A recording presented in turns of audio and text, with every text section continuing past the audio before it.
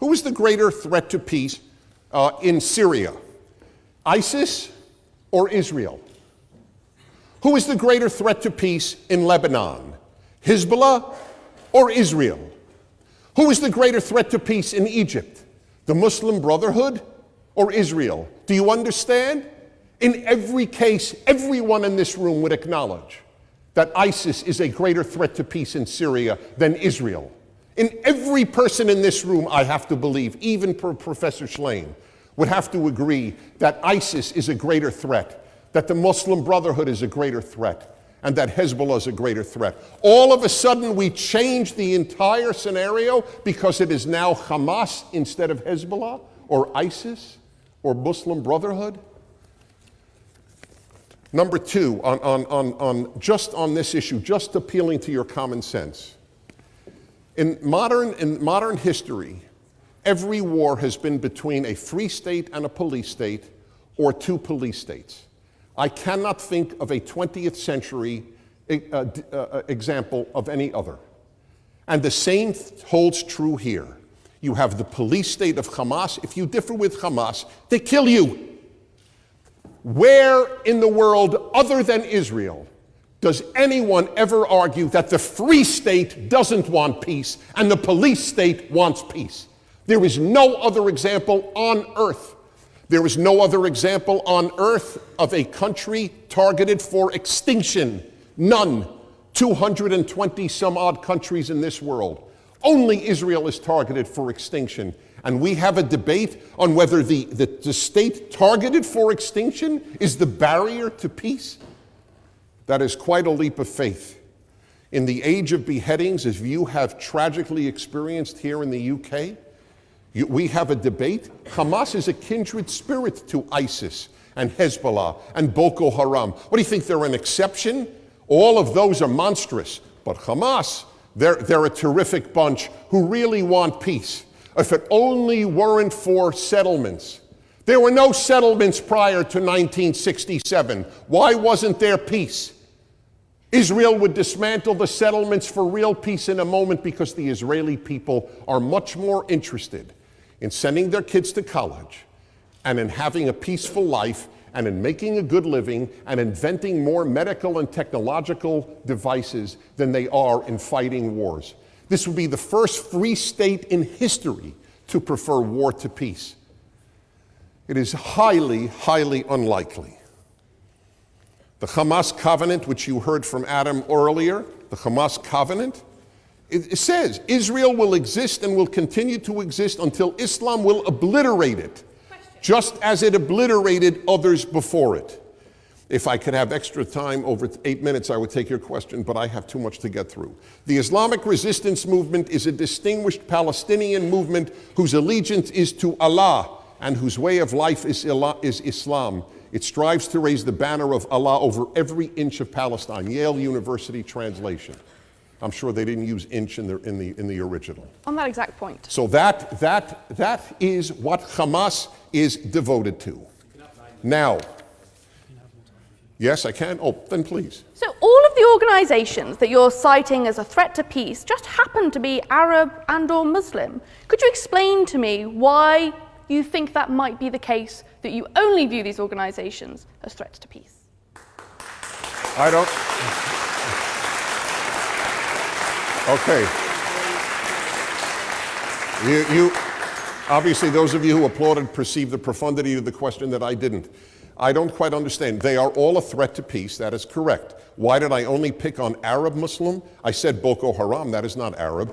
Arab and or Muslim. Yes, Arab and or Muslim. That is correct. The only beheading groups in the world today, to the best of my knowledge, are Arab or Muslim. Why do you think that is, in your estimation? Why do I think that is? Sad to say, it was answered by Arab intellectuals at the United Nations, because the Arab world is a benighted place at this time. The status of women is particularly low. The Arab world translates fewer books in a year than in 10 years than Greece. The entire Arab world translates fewer books than Greece does in 1 year. There is no interest in the foreign world. It is a benighted world, the Arab world. It is a tragedy This is not anti-Arab. If you love Arabs, you have to understand how low the moral level of the Arab world at this point is. And that has nothing to do with individual Arabs who may be saintly, but that is the dominant moral state. You are taught that you cannot judge civilizations as if Britain and Mali are on the same moral level.